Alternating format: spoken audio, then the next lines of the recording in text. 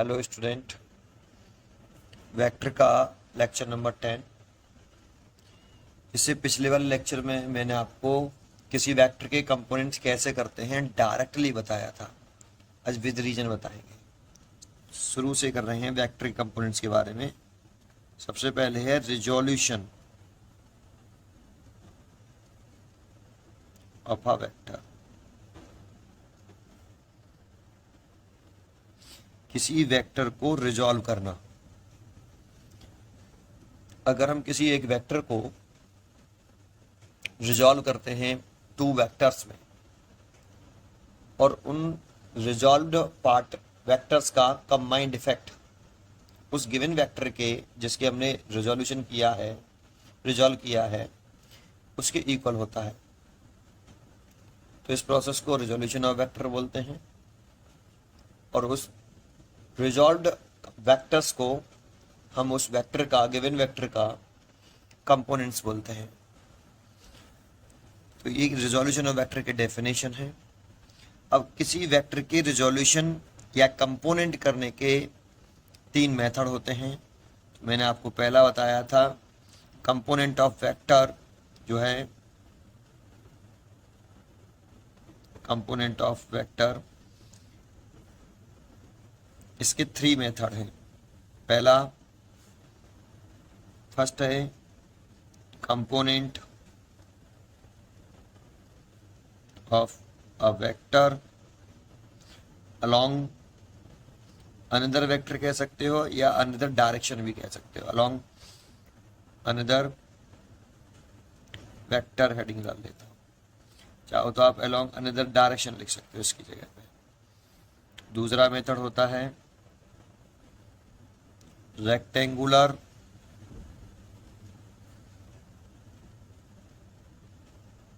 Component of a vector in a plane. आप in a plane कह सकते हो या इन टू डायमेंशनल भी बोल सकते हो। Two dimensional rectangular component of a vector in a plane का ये, या rectangular component of a vector in a two dimensional का ये।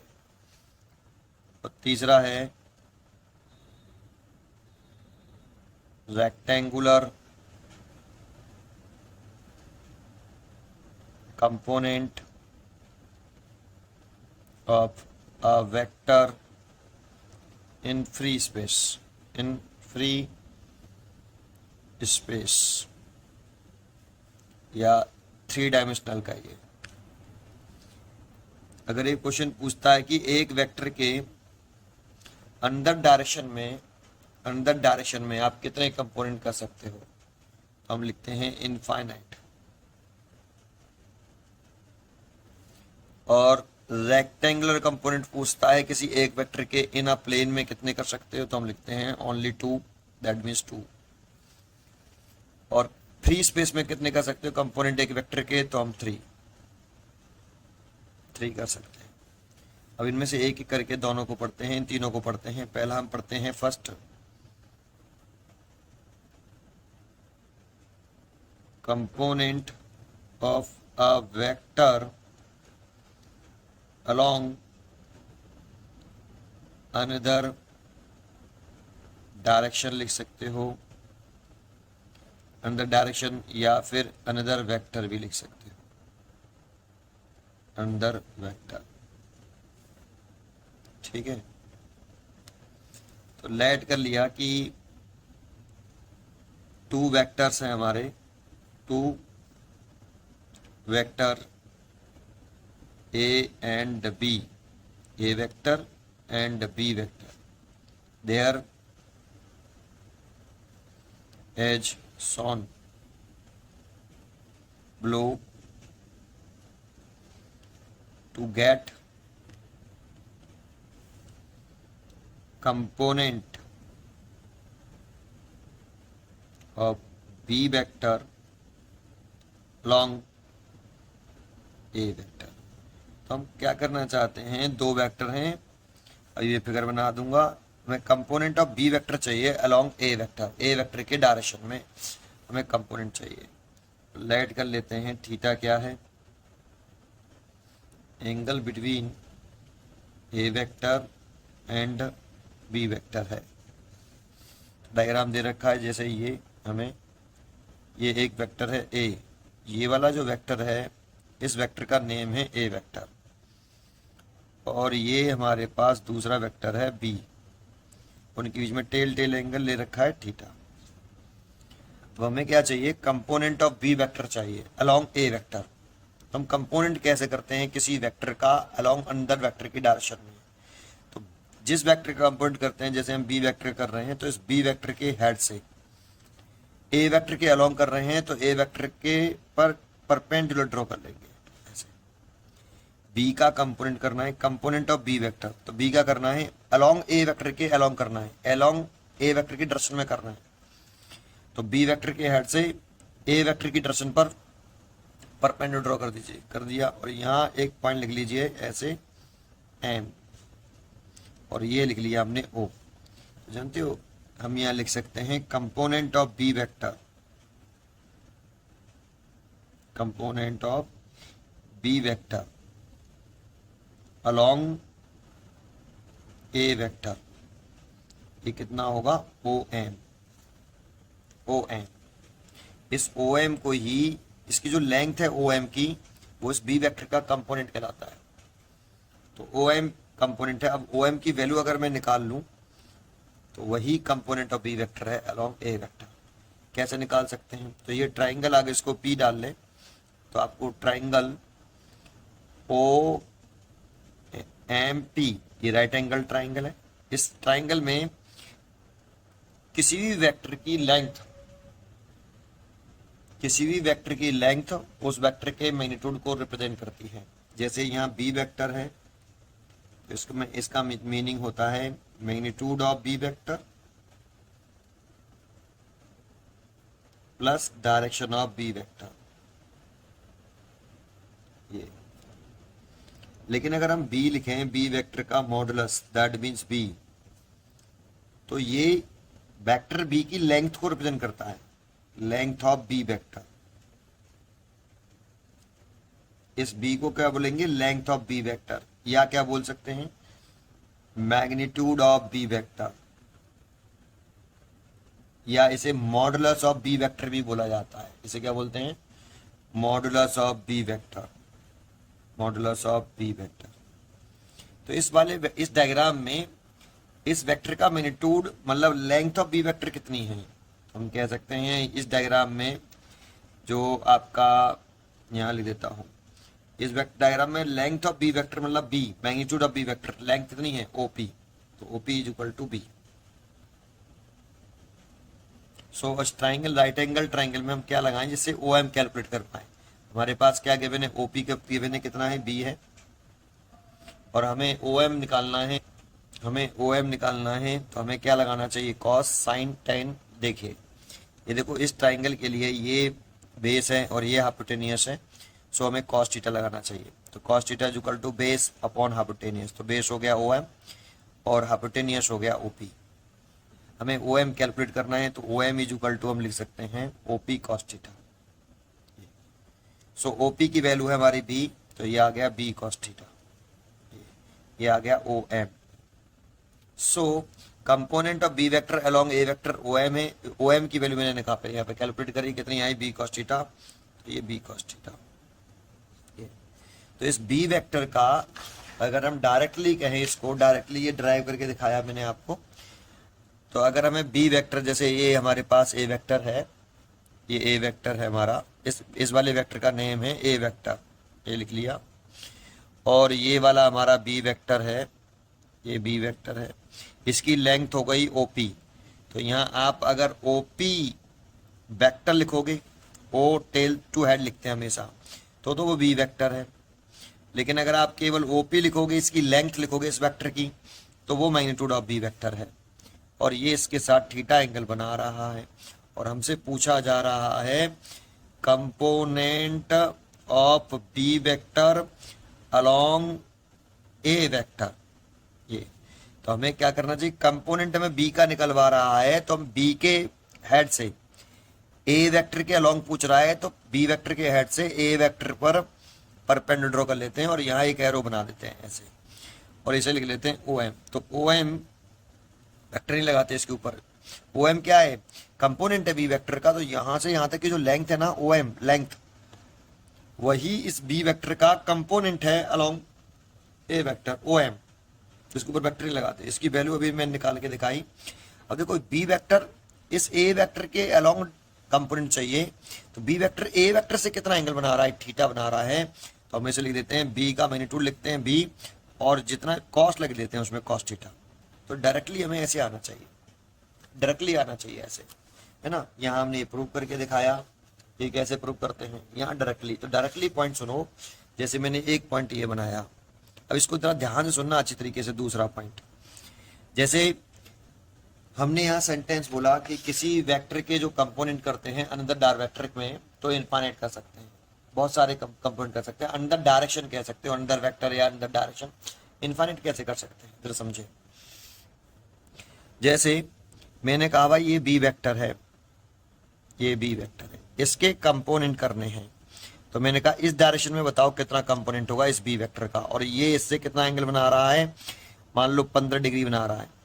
तो मैंने कहा इस बी वेक्टर का कंपोनेंट इस वाली डायरेक्शन में बनाओ जो इससे 15 डिग्री एंगल बना रहा है। तो मैंने यहाँ से इस पर परपेंडिकुलर ड्रॉ कर लिया, ओ लिखा, ये परपेंडिकुलर ड्रॉ कर लिया, इसीलिए इसे एम। तो ओ एम इसका कंपोनेंट हो गया। तो ओ एम कितना हो गया बेटा, इस डायरेक्शन में, इस वाली डायरेक्शन में बी वेक्टर कंपोनेंट होगा। बी का निकालने तो बी लिखिए, जिस वेक्टर का कंपोनेंट निकालें वो लिखिए, और कितना एंगल बना रहा है 15 डिग्री। तो कॉस लिख के नहीं, कॉस 15 डिग्री, ये इसका कंपोनेंट हो गया। इस डायरेक्शन में अगर हमें कंपोनेंट चाहिए तो ये हो गया। लेकिन मैंने कहा कि भाई मेरे को इस डायरेक्शन में कंपोनेंट चाहिए, इस वाली डायरेक्शन में इस बी वेक्टर का कंपोनेंट बताइए। तो बी वेक्टर इस डायरेक्शन से कितना एंगल बना रहा है, अगर ये 30 डिग्री बना रहा है तो यहां से एक परपेंडिकुलर ड्रॉ करिए ऐसे, और ये ओ एन। तो ओ एन इस डायरेक्शन में बी वेक्टर का कंपोनेंट चाहते हैं, तो बी वेक्टर ओ एन इस वाली डायरेक्शन से कितना एंगल बना रहा है 30 डिग्री। तो हम लिखेंगे बी कॉस 30 डिग्री, ये इसका कंपोनेंट हो गया। अगर आपको इसका इस बी वेक्टर का कंपोनेंट इस डायरेक्शन में चाहिए, इस डायरेक्शन में चाहिए, तो ये बी वेक्टर इस डायरेक्शन से कितना एंगल बना रहा है, अगर इसे 60 डिग्री बना रहा है तो यहां से इस पर बी वेक्टर के हेड से इस पर परपेंडिकुलर ड्रॉ करिए। ये जो आ गया ओके, ये ओके है वो इस डायरेक्शन में, इस डायरेक्शन में बी वेक्टर कंपोनेंट पूछ रहा है। तो okay is a component of B vector along this direction. तो कितना आएगा B cos 60 degree, B cos 60 degree.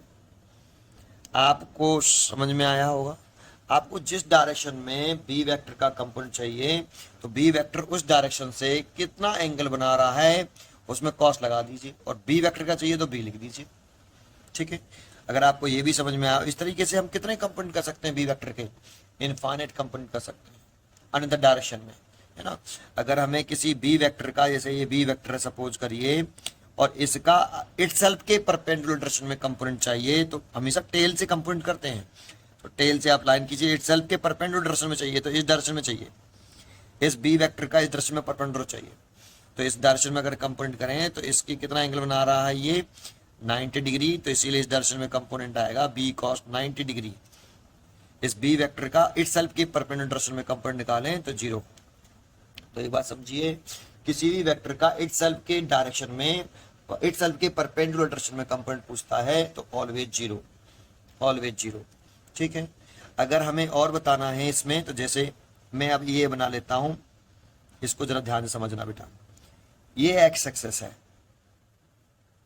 और ये वाई एक्सिस ऐसे, और जेड एक्सिस ऐसे होता है। एक्स एक्सिस, वाई एक्सिस और Z axis are mutually perpendicular to each other ऐसे।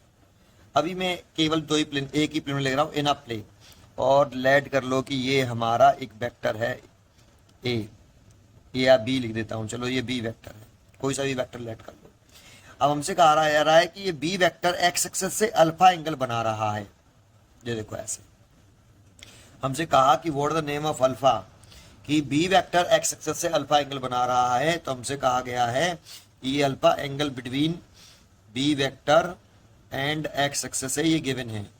और हमसे पूछ रहा है कंपोनेंट ऑफ बी वेक्टर बताओ, component of B vector along X axis.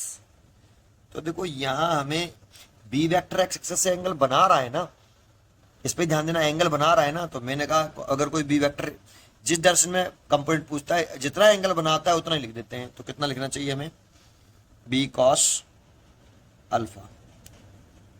आप यहां से परपेंडिकुलर ड्रॉ कर सकते हो और ये वाले को आप ये ओ एम लिख दिया तो ये ओ एम हो गया। ये इस ओ एम को आप कंपोनेंट कह सकते हो B vector along X axis.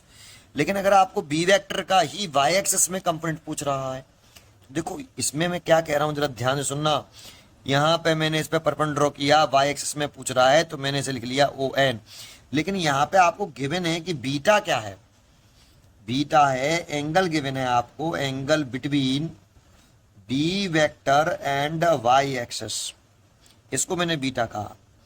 वैसे आप बता सकते हो बीटा की वैल्यू अल्फा के टर्म में कितनी होगी, तो बीटा की वैल्यू अल्फा के टर्म में लिखेंगे तो इन दोनों का सम कितना होता है, alpha plus beta is equal to 90 degree. तो यहां से अगर मैं बीटा की वैल्यू निकालूं तो 90 माइनस अल्फा ही तो होगा, ठीक है। तो 90 माइनस अल्फा ऐसे, तो बीटा की वैल्यू 90 माइनस अल्फा। अब हमसे कह रहा है कि बी वेक्टर वाई एक्सिस से बीटा एंगल बना रहा है, गिवन है ना। तो अगर बी इस डायरेक्शन में मेरे को ओ एन निकालना हो तो ओ एन की वैल्यू, इसका कंपोनेंट क्या हो गया, component of B vector, component of B vector along Y axis क्या हो गया, दूसरा पहले लेते हैं, along Y axis, along Y axis is equal to, अगर मैं इस कंसेप्ट से देखूं, इस वाले कंसेप्ट से, जितना एंगल बनाता है तो बी वेक्टर बाई एक्सिस से बीटा एंगल बना रहा है तो उस हिसाब से कंपोनेंट होना चाहिए बी कॉस बीटा ऐसे।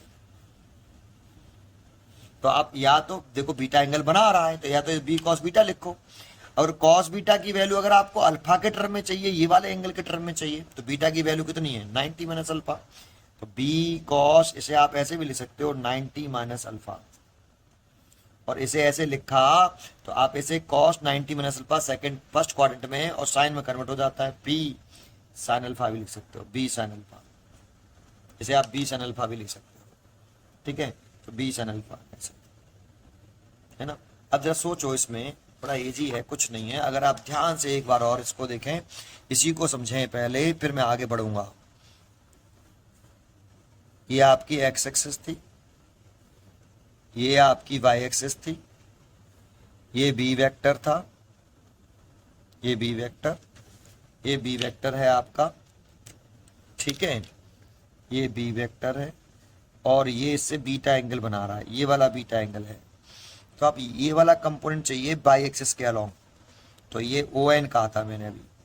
अब जरा सोचो, अगर मैं इस ट्राइंगल में इसे ओपी, तो ओपी की वैल्यू तो मैं लिखूंगा, इसका मैग्नीट्यूड लिखूं तो बी, लेंथ ऑफ वेक्टर उस वेक्टर के मैग्नीट्यूड को बताती है, ठीक है। और इस वाले ट्राइंगल में अगर मैं cos थीटा लगाऊं, cos बीटा लगाऊं, तो cos बीटा इक्वल टू क्या होगा, बेस बाई हाइपोटेन्यूज। तो बेस कौन सा हो गया, ओ एन हो गया। एंगल के सामने वाला हमेशा परपेंडिकुलर होता है, 90 डिग्री के सामने वाला हमेशा हाइपोटेन्यूज होता है, बच जाता है वो बेस होता है, बेस हो गया, और हाइपोटेन्यूज हो गया ओपी। तो आप ओ एन की वैल्यू लिखना चाहो तो ओपी कॉस बीटा ही तो लिखोगे, ओपी कॉस बीटा ऐसे, और ओपी की वैल्यू आपकी बी है तो बी कॉस बीटा ही तो आएगा बेटा, कॉस ही तो आ रहा है, साइन तो नहीं आ रहा है ना, कॉस ही तो आ रहा है। लेकिन दोबारा से एक बार और प्लीज, है ना, कॉन्सेंट्रेट करके सुनना, कुछ नहीं है उसमें। ये एक्स एक्सिस है, ये रट्टा मत मारिए कि क्या होता है, ये वाई एक्सिस, समझो उसको क्या कह रहा हूं मैं। ये ओपी वेक्टर है, ये बी वेक्टर है आपका, ये ओ, ये पी। अगर आपको ये वाला एंगल दे रखा है, दिया ये एंगल है, ये वाला एंगल गिवन नहीं है, लेकिन ये हम जानते हैं एक्स एक्सिस और Y axis is a perpendicular to each other. तो आपको इस वाई एक्सिस का ही कंपोनेंट चाहिए आपको, कि बी वेक्टर का वाई एक्सिस के अलोंग कंपोनेंट कितना होगा। तो आप यहां से इस पे परपेंडिकुलर ड्रॉ कर सकते हो ऐसे। तो ये कंपोनेंट हो गया देखो ओ एन, ओ एन। अब एंगल ये दे रखा है आपको, तो एक बताओ ये अल्फा है तो ये वाला एंगल कितना होगा, मैं डेरिवेशन करके दिखा रहा हूं, अल्फा ही तो होगा। अगर ये अल्फा है, अगर ये अल्फा है तो ये अल्फा होगा, तो ये वाला कंपोनेंट पूछ रहा है हमसे। तो अब मैं क्या लगाऊं इस अल्फा के लिए, इस अल्फा के लिए ये एंगल है, तो ये सामने वाला क्या हो गया, परपेंडिकुलर, और ये हो गया बेस, तो मेरे को साइन लगाना चाहिए। Sine alpha is equal to perpendicular, perpendicular हो गया ओ एन और हाइपोटेनियस हो गया OP. So O N is equal to OP sine alpha, OP sine alpha. तो ओपी की वैल्यू तो बी हो गई, तो बी साइन अल्फा। लेकिन आपने नोटिस किया, क्या नोटिस किया आपने, कि अगर यही एंगल ले रहे हैं तब ये आ रहा है ओ एन, बाई कंपोनेंट आ रहा है बी साइन अल्फा। लेकिन अगर मैं ये वाला एंगल ले रहा हूं, ये वाला बी वेक्टर इस वाई एक्सिस से बीटा ही एंगल बना रहा है, यही एंगल लूं तो कॉस ही आ रहा है। लेकिन अगर ये वाला एंगल ले रहा हूं, ये नहीं ले रहा, तब आ रहा है बी साइन अल्फा। नोटिस किया इस चीज को, ये समझ में आया आपको, ये क्लियर है। तो फाइनली मैं आपको कहूंगा, आप इसमें पचड़े में ना पड़े, मैं समझाने के लिए था ये। अगर एंगल बनाता है, अगर एंगल बनाता है, जैसे ये 15 डिग्री बना रहा था बी वेक्टर इस डायरेक्शन से 15 डिग्री, तो कॉस लिखेंगे। 30 डिग्री बना रहा है इस डायरेक्शन से 30 डिग्री, तब भी कॉस लिखेंगे। इस डायरेक्शन में पूछ रहा है 60 डिग्री बना रहा है, तो कॉस लिखेंगे। अगर कोई एंगल बनाता है, जैसे यहाँ इससे अल्फा बना रहा है, तो O M B vector X axis से अल्फा बना रहा है, तो कॉस लिखा B cos alpha. B vector Y axis से भी बीटा बना रहा है, तो कॉस ही लिखेंगे।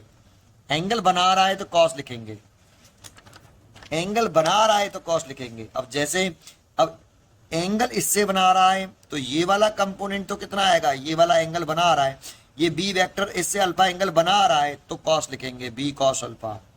अगर ये एम कह दूं तो O M is equal to B cos alpha. Angle बना रहा है इसीलिए कॉस अल्फा। अब ये वाला बी वेक्टर, ये बी वेक्टर इस वाई एक्सिस से कोई एंगल नहीं बना रहा, अल्फा बना रहा है, लेकिन इसी एंगल से आपको काम चलाना है, तो आप इस ओ एन को लिख सकते हो बी साइन अल्फा। एंगल बना रहा हो तो कॉस ही लिखना पड़ेगा। मैं प्रूव करके दिखा रहा हूं आपको, समझ में आया। तो ये component of B vector along under vector कैसे करते हैं, हमेशा अगर कोई एंगल दे रखा है तो कॉस कॉस लिखते जाओ, साइन का कोई काम नहीं, कॉस ही लिखो हमेशा अगर एंगल दे रखा है तो, ठीक है। अच्छा, ये हमारा कंप्लीट हो गया ये वाला केस, ये वाला केस। अब मैं आपको ये वाला केस समझाता हूं, लेकिन इसे समझने से पहले आपको यूनिट वेक्टर का कंसेप्ट समझना होगा कि what is the unit vector. ये यूनिट वेक्टर क्या होता है, तो समझिए यूनिट वेक्टर की बात कर रहे हैं। यूनिट वेक्टर, सबसे पहले यूनिट वेक्टर को समझना पड़ेगा। तो ये मैं पहले भी आपको यूनिट वेक्टर पढ़ा चुका हूं, लेकिन एक बार और पढ़ाऊंगा। तो देखो, यूनिट वेक्टर किसी भी किसी के ऊपर अगर एक कैप लग रहा हो, जैसे ए कैप, तो ये यूनिट वेक्टर का सिंबल है। एक ऐसे लिखा होता है, ये यूनिट वेक्टर नहीं है, ये यूनिट वेक्टर नहीं, ये एक वेक्टर है और ये यूनिट वेक्टर है। कैप लगाएंगे यूनिट वेक्टर, किसी के ऊपर लगा सकते हो, ए स्मॉल ए के ऊपर, आई के ऊपर, जे के ऊपर, ऐसे कैप लग रहा हो। ये सारे सिंबल किसके हैं, यूनिट वेक्टर के। यूनिट वेक्टर किसे कहते हैं, ऐसा वेक्टर जिसका मैग्नीट्यूड 1 हो, ऐसा वेक्टर जिसका मैग्नीट्यूड 1 हो। तो जैसे ए कैप है, तो इसका मैग्नीट्यूड लेंगे तो इसकी वैल्यू 1 आएगी, जबकि यहाँ ए वेक्टर का मैग्नीट्यूड लेंगे तो वो ए आता है, लेकिन यूनिट वेक्टर का मैग्नीट्यूड लोगे तो 1 आए। कोई भी यूनिट वेक्टर हो, आई कैप हो, कोई सा भी यूनिट वेक्टर है, उसकी वैल्यू 1। जे कैप है, उसका मैग्नीट्यूड लोगे 1, समझ में आया। यूनिट वेक्टर तो उसका मैग्नीट्यूड 1, ठीक है। तो अब देखो, वेक्टर तो ये भी है, इसका मैग्नीट्यूड तो 1 हो गया, तो लेकिन वेक्टर है तो मैग्नीट्यूड और डायरेक्शन दोनों चीजें होती हैं। तो इसकी डायरेक्शन के बारे में क्या ख्याल है, तो इसका जो डायरेक्शन है ना, यूनिट वेक्टर किसी अनदर वेक्टर की डायरेक्शन को रिप्रेजेंट करता है। बहुत इंपॉर्टेंट लाइन, यूनिट वेक्टर किसी अनदर वेक्टर की डायरेक्शन को रिप्रेजेंट करता है। जरा समझिए क्या, इसका फॉर्मूले में छुपा हुआ इसकी बात। जैसे ये हमारा एक वेक्टर है ए, इस वाले वेक्टर का, ये वेक्टर है, इसका मैग्नीट्यूड है ए वेक्टर, और इसका मैग्नीट्यूड है, हमने लिख लिया 10 सेंटीमीटर पर 10 सेंटीमीटर इसका मैग्नीट्यूड है, और डायरेक्शन है ईस्ट। देखो, एरोहेड तो बता रहा डायरेक्शन, तो ये ईस्ट में एरोहेड, इसलिए डायरेक्शन बता रहा है ईस्ट में, और ये इसका मैग्नीट्यूड है 10 सेंटीमीटर। तो अगर इसका यूनिट वेक्टर की बात करें तो इसका मैग्नीट्यूड इसी वेक्टर के यूनिट वेक्टर की बात करें तो ऐसा वेक्टर जिसका मैग्नीट्यूड 1 हो, तो मैंने मैग्नीट्यूड लिख लिया, ये देखो, ये एन कैप, ये और इसका मैग्नीट्यूड लिख लिया मैंने 1, इसका मैग्नीट्यूड कितना 1। और इसकी डायरेक्शन क्या होगी, तो इसकी डायरेक्शन की बात करें तो जरा इस फॉर्मूले में समझाता हूं इसका मतलब क्या है। अगर हम ए वेक्टर लिख रहे हैं, यूनिट वेक्टर का फॉर्मूला कैसे लिखते हैं, अगर हम ए वेक्टर लिख रहे हैं तो ए वेक्टर का ही मैग्नीट्यूड आता है, ए वेक्टर, तो ए वेक्टर का मैग्नीट्यूड लिखिए, साथ में मल्टीप्लाइड करिए एक यूनिट वेक्टर का। यहां पे यूनिट वेक्टर कुछ भी लिख सकते हो, I cap, J cap, K cap, L cap, N cap, capital A cap, कुछ भी। ऐसा नहीं कि ए वेक्टर है तो ए कैप ही आएगा, कैपिटल ए कैप ही आएगा, ऐसा कुछ नहीं। लेकिन जो कुछ भी यूनिट वेक्टर लिखो, इसकी, इस वेक्टर की, ए वेक्टर की डायरेक्शन और इस यूनिट वेक्टर की डायरेक्शन हमेशा सेम होनी चाहिए। डायरेक्शन ऑलवेज सेम होनी चाहिए, डायरेक्शन सेम होनी चाहिए। देखो डायरेक्शन सेम। यहां पे एक ऐसा यूनिट वेक्टर लिखते हैं जिसकी डायरेक्शन इस ए वेक्टर की डायरेक्शन में हो। तो देखो इस ए वेक्टर में तो मैग्नीट्यूड और डायरेक्शन दोनों है, लेकिन यहां इसमें केवल मैग्नीट्यूड रह गया, जैसे इधर की तरफ लेफ्ट हैंड साइड में मैग्नीट्यूड और डायरेक्शन दोनों है, राइट हैंड साइड में केवल, इसमें तो केवल मैग्नीट्यूड ही मैग्नीट्यूड है और इसका मैग्नीट्यूड 1 होता है, तो मल्टीप्लाई करेंगे तो ए ही रह जाएगा। लेकिन एक डायरेक्शन की जरूरत है, तो यूनिट वेक्टर की जो डायरेक्शन है वही इस ए वेक्टर की डायरेक्शन होगी। तो यहाँ पे मैग्नीट्यूड और डायरेक्शन कंप्लीट हो जाएगी, इधर भी मैग्नीट्यूड और डायरेक्शन, इधर भी मैग्नीट्यूड और डायरेक्शन। इंपॉर्टेंट है आप यहाँ पे जो भी यूनिट वेक्टर लिखो, इस ए वेक्टर की डायरेक्शन वाला यूनिट वेक्टर लिखना है। कुछ भी लिखो, इसकी डायरेक्शन जो होनी चाहिए यूनिट वेक्टर की, इस ए वेक्टर की डायरेक्शन जैसी होनी चाहिए। तभी हम कह रहे हैं कि यूनिट वेक्टर रिप्रेजेंट क्या करता है, यूनिट वेक्टर किसी अंदर वेक्टर की डायरेक्शन को रिप्रेजेंट करता है। जैसे इस डायग्राम में देखूं, अगर मैं ए वेक्टर लिख रहा हूं तो ए वेक्टर का मैग्नीट्यूड आ जाएगा, साथ में ऐसा यूनिट वेक्टर आएगा जिसकी डायरेक्शन इस ए वेक्टर जैसी हो, तो ए वेक्टर की डायरेक्शन ये रही और इस एन कैप की डायरेक्शन ये रही, तो सेम डायरेक्शन है, तो आप यहाँ एन कैप लिख सकते हो ऐसे।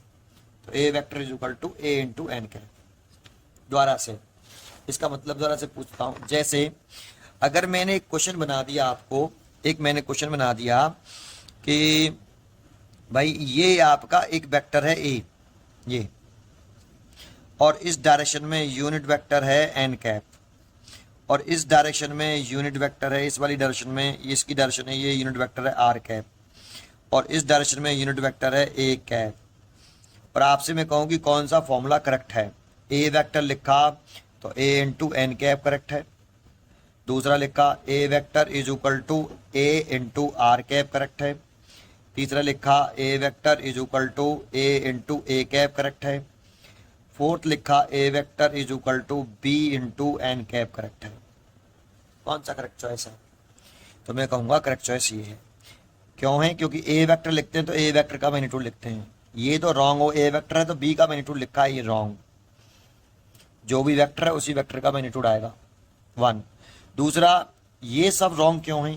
तो देखो यहाँ इस आर कैप की जो डायरेक्शन है, इसकी और इस यूनिट वेक्टर की जो डायरेक्शन होनी चाहिए सेम होनी चाहिए, यूनिट वेक्टर और ए वेक्टर की डायरेक्शन सेम होनी चाहिए। तो फिगर जो हमें गिवन है यहाँ पर, इसमें क्या ए वेक्टर की और एन कैप की डायरेक्शन सेम है, तो ए वेक्टर की डायरेक्शन ये रही और एन कैप की डायरेक्शन ये रही, सेम है, इसीलिए सही है। क्या ए वेक्टर की और ए कैप की डायरेक्शन सेम है? तो सेम नहीं है, इसीलिए ये रॉन्ग है। क्या ए वेक्टर की और आर कैप की डायरेक्शन सेम है? नहीं है, तो ये रॉन्ग है। और ये इसीलिए रॉन्ग है, डायरेक्शन तो सेम है बट यहाँ पर मैग्नीट्यूड बी का लिख दिया है, इसीलिए रॉन्ग है। तो ये वाला चॉइस सही है। तो आपको यूनिट वेक्टर फॉर्मूला यूज करना समझ में आया। जैसे अगर मैं आपको एक और बताऊं, तो एक होता है orthogonal unit vector, orthogonal unit vector, ये सब मैंने पीछे पढ़ाया है। ये ऑर्थोगोनल का मतलब होता है परपेंडिकुलर यूनिट वेक्टर। तो देखो 3 एक्सेस होती हैं हमारी, एक्स एक्सेस, वाई एक्सेस और जेड एक्सेस, और हमें ये मालूम होता है कि एक्स एक्सेस और जो वाई एक्सेस होती है और जो जेड एक्सेस होती है वो ऐसे होती है एक्चुअल में, ऐसे। ये तीनों एक्सेस परपेंडिकुलर हो गई, एक्स वाई और जेड, तीनों म्यूचुअली परपेंडिकुलर है, लेकिन हम ड्रॉ ऐसे कर देते हैं उसको, ऐसे। इनके बीच में कितना एंगल है? तीनों एंगल 90 डिग्री से हैं, ये 90 डिग्री। तो ये तीनों म्यूचुअली परपेंडिकुलर हैं। तो एक्स एक्सेस में अगर हमें यूनिट वेक्टर की रिक्वायरमेंट होती है तो हमेशा हम आई कैप कंसीडर करते हैं। पॉजिटिव एक्स एक्सेस में पॉजिटिव आई कैप और नेगेटिव एक्स एक्सेस में माइनस का आई कैप। पॉजिटिव आई एक्सेस में जे कैप और नेगेटिव आई एक्सेस में माइनस का जे कैप, और जेड एक्सेस में हमेशा के कैप यूनिट वेक्टर कंसीडर करते हैं। यहाँ जो आई कैप का नेम होता है, ये होता है यूनिट वेक्टर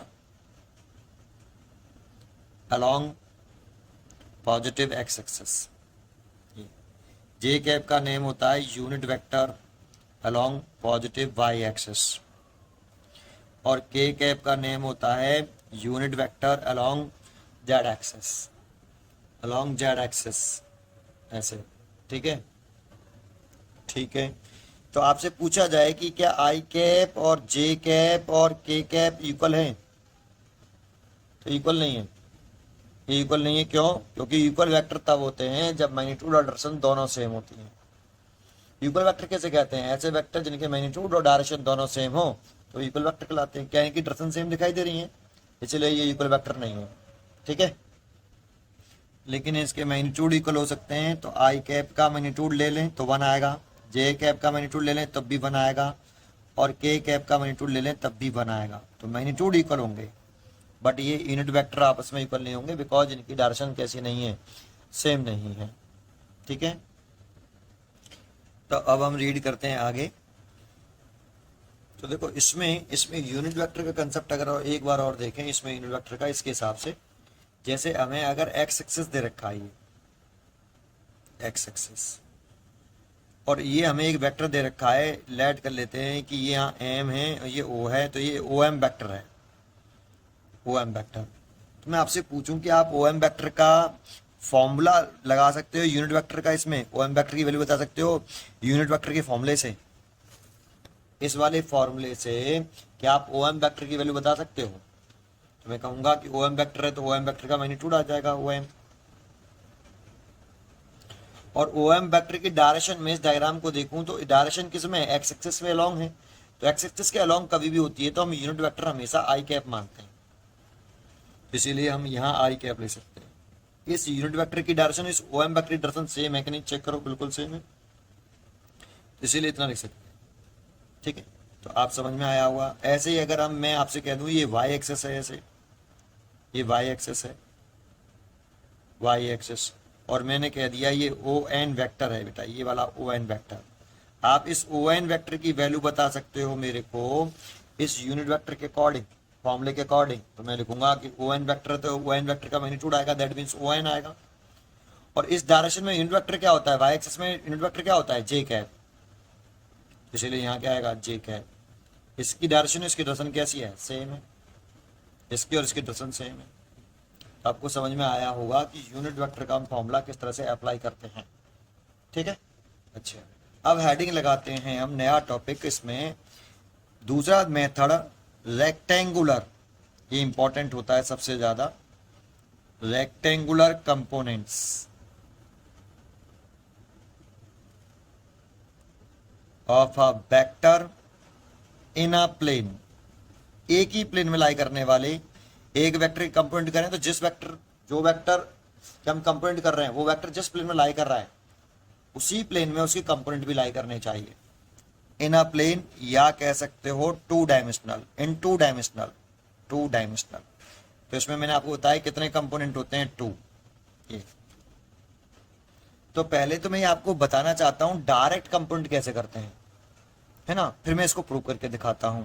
तो रेक्टेंगुलर कंपोनेंट कैसे करते हैं इन अ प्लेन, तो जैसे ये हमने एक, सॉरी ऐसे नहीं देते हैं, ऐसे बताते हैं, सीधे बताते हैं। जैसे ये ए वेक्टर दे रखा है ए, इसके आपको कंपोनेंट करने हैं rectangular component of a vector in a plane. एक प्लेन में इसका रेक्टेंगुलर कंपोनेंट करते हैं, तो कंपोनेंट अगर करें रेक्टेंगुलर कंपोनेंट करें, टू होते हैं। तो कंपोनेंट कहां से करते हैं, टेल से करते हैं, नंबर 1 कंपोनेंट टेल से करते हैं, एक। दूसरा, जो कंपोनेंट होते हैं वो ऑलवेज परपेंडिकुलर होते हैं एक दूसरे के, 2 ही कंपोनेंट है तो दोनों कंपोनेंट, ये वाला कंपोनेंट कर रहे हैं इन अ प्लेन वाला, तो 2 होते हैं। तो परपेंडिकुलर होने चाहिए दोनों कंपोनेंट्स आपस में, और जिस वेक्टर के कंपोनेंट कर रहे हैं वो कंपोनेंट जिस ए वेक्टर कंप्यूट कर रहे हैं तो ए वेक्टर उन दोनों कंपोनेंट्स के बिटवीन होना चाहिए। दोबारा से एक बार और, ए वेक्टर कंपोनेंट कर रहे हैं तो कंपोनेंट कहां से करते हैं, नंबर 1 टेल से करते हैं। नंबर 2, जो 2 कंपोनेंट्स होते हैं rectangular component on a plane 2 होते हैं, वो आपस में म्यूचुअली परपेंडिकुलर होने चाहिए। नंबर 3, जिस वेक्टर की कंपोनेंट कर रहे हैं वो ए वेक्टर कर रहे हैं तो ए वेक्टर उन दोनों कंपोनेंट के बिटवीन होना चाहिए। बिटवीन का मतलब बाइसेक्टर से नहीं जा रहा। जैसे तो एक कंपोनेंट ये हो गया और एक कंपोनेंट आपका ये हो गया ऐसे। अब एक कंपोनेंट ये हो गया तो देखो इसके हेड से यहाँ पे परपेंडिकुलर ड्रॉ कर लीजिए आप ऐसे, ए वेक्टर के हेड से। एक कंपोनेंट हम ये कहेंगे ओ एन एक कंपोनेंट है, और इसके यहां से एक परपेंडिकुलर ड्रॉ कर लोगे तो दूसरा कंपोनेंट ये है ओ एन। तो अब देखो एक रेक्टेंगल नहीं बन गया ये, इसीलिए इसे रेक्टेंगुलर कंपोनेंट्स बोलते हैं in of a vector in a plane, और इसी प्लेन में लाई कर रहे हैं ये कंपोनेंट है ये वाला ओ एन, और O M is a component of A vector. अगर ये इसके साथ थीटा एंगल बना रहा है ये, तो जिसके साथ थीटा होता है, मैंने पीछे भी बताया आपको, जिसके साथ थीटा हो वो कॉस होता है। तो ये वाला कंपोनेंट कितना होगा, थीटा है, इसीलिए ये वाला कंपोनेंट कॉस होगा। तो इसे लिखेंगे ए के कंपोनेंट कर रहे हैं सो ए कॉस थीटा होगा ये ऐसे। अब इसी थीटा से देखो ये ए वेक्टर इस वाई एक्सिस इस लाइन से कोई एंगल नहीं बना रहा, इससे तो बना रहा है, इस वाले कंपोनेंट से तो ए वेक्टर थीटा एंगल बना रहा है तो कॉस आ गया, और इससे कोई एंगल नहीं बना रहा। इसी थीटा से काम चलाएं, इसी थीटा से काम चलाना है, तो इससे कोई एंगल नहीं बना रहा है, तो ये जो दूसरा कंपोनेंट है ओ एम वो आएगा साइन थीटा। अभी प्रूव करके भी दिखाऊंगा, अभी डायरेक्ट बोल देता हूं, ये ए साइन थीटा। इसी एंगल से देखो, इससे थीटा बना रहा है तो कॉस आएगा, और इससे एंगल नहीं बना रहा है तो साइन आ गया, ए साइन थीटा। एक और बताता हूँ, दूसरा डायरेक्टली बता रहा हूँ, फिर अभी प्रूव करके भी दिखाऊंगा। जैसे मेरे को इस वाले वेक्टर का कंपोनेंट करना है, ये लिख लिया मैंने अब बी वेक्टर। मैंने कहा इस बी वेक्टर के रेक्टेंगुलर कंपोनेंट्स निकालिए इन अ प्लेन। तो कंपोनेंट करने हैं तो कहाँ से करते हैं, टेल से। जो कंपोनेंट्स होते हैं वो आपस में म्यूचुअली परपेंडिकुलर, तो एक कंपोनेंट ये रहा और दूसरा आपका कंपोनेंट ये रहा। ऐसे मत करना कि ये बी वेक्टर है, इसके कंपोनेंट करने थे, आपने कहा म्यूचुअली परपेंडिकुलर होने चाहिए, तो एक कंपोनेंट ये रहा और एक ये रहा। ये रॉन्ग है, क्योंकि जिस वेक्टर के कंपोनेंट करते हैं तो यहाँ पे बी वेक्टर कंपोनेंट कर रहे हैं, ये इन दोनों कंपोनेंट के बिटवीन आना चाहिए था, इसमें आ रहा है। अब कंपोनेंट कर रहे हैं तो ये यहां से एक परपेंडिकुलर ड्रॉ करिए, एक कंपोनेंट ये हो गया आपका जैसे ओ एम, और एक कंपोनेंट ये हो गया इस बी वेक्टर का ओ एन। अगर आपको ये थीटा दे रखा है तो जिसके साथ ये बी वेक्टर इस कंपोनेंट के साथ थीटा बना रहा है तो कॉस आएगा, तो ओ एम की वैल्यू तो आ जाएगी कितनी, बी वेक्टर है तो बी कॉस थीटा, और ये बी वेक्टर इसके साथ कोई एंगल नहीं बना रहा, इसके साथ गिवन है, इसी थीटा से काम चलाना है, तो ओ एन की वैल्यू आएगी, वो आएगी, ये दूसरा कंपोनेंट हो गया ओ एन, और इसको लिखेंगे बी साइन थीटा। ऐसे आपको समझ में आया कैसे करते हैं कंपोनेंट्स।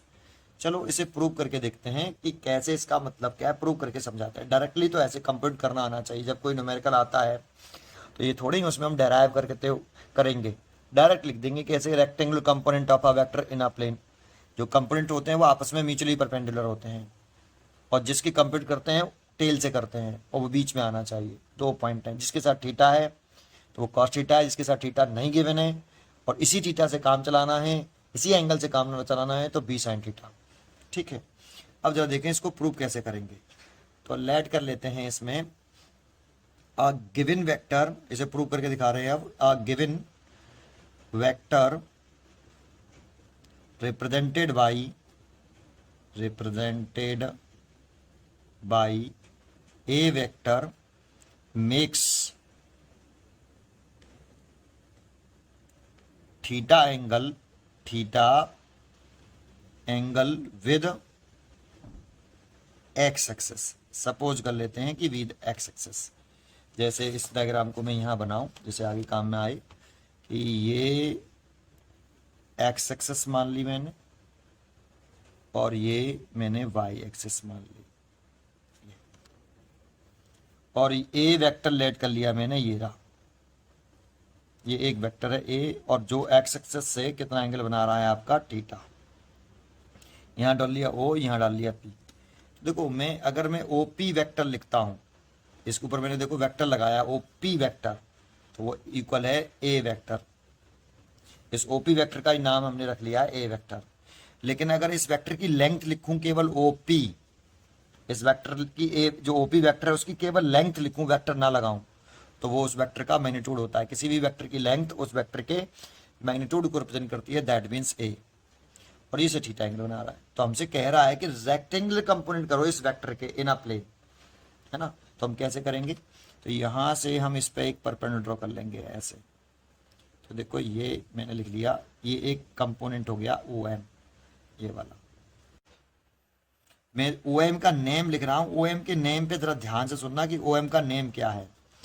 तो ये ए वेक्टर का कंपोनेंट है, लेकिन किसके अलोंग है, एक्स एक्सिस के अलोंग है, इसीलिए मैं इसे कहूंगा x component of A vector. X component, x rectangular component भी बोल सकते हो, x component of A vector, या इसका एक नेम और लिख सकते हो, component of A vector. Rectangular component भी लिख सकते हो, rectangular component of A vector along X axis, ऐसे।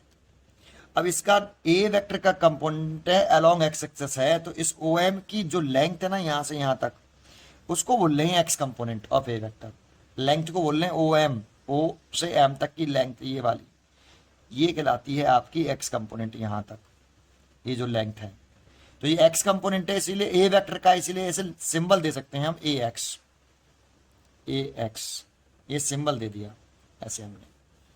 अब इसी की वैल्यू हमें निकालनी कितनी होगी, तो वैसे तो मैंने अभी बताया आपको, अगर थीटा बनाया है तो इस ओ एम की वैल्यू जो होनी चाहिए वो ए कॉस थीटा होनी चाहिए।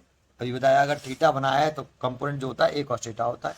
तो इस ओ एम की वैल्यू जो लिखेंगे हम वो ए कॉस थीटा लिखेंगे, लेकिन कैसे, कैसे तो प्रूव कर सकते हैं। तो आपको ट्राइंगल ओ पी एम दिख रहा है, ये राइट एंगल ट्राइंगल है ओ एम पी, है ना, ये राइट एंगल ट्राइंगल में आता है। तो इसमें हम क्या लगाएं जिससे इस ओ एम को निकाल पाए, और हमें क्या गिवन है, ओपी गिवन है, ओपी गिवन है। तो हम क्या लिखें बेटा, इसमें कॉस थीटा लगाएं। देखो कॉस थीटा लगाएंगे तभी इज इक्वल टू, देखो ये तो हो गया परपेंडिकुलर, ये हो गया बेस और ये हो गया हाइपोटेनियस। तो हम ओ एम बेस बटे hypotenuse OP, so O M is equal to OP cos theta, OP cos theta. और ओपी कॉस थीटा, तो ओपी की वैल्यू देखो कितनी है, ए, ओपी की वैल्यू ए, मैग्नीट्यूड लिख रहे हैं ना, तो ए, और ये कॉस थीटा।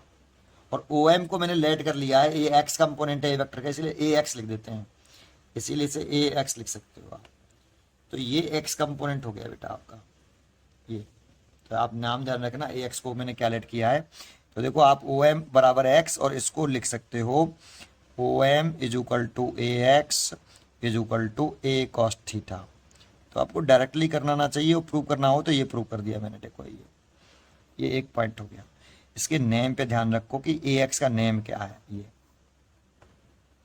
ऐसे अगर इसका दूसरा कंपोनेंट करना है तो आप इसके हेड से यहाँ पे परपेंडिकुलर ड्रॉ कर लीजिए, ऐसे वाई कंपोनेंट निकालना है इसका।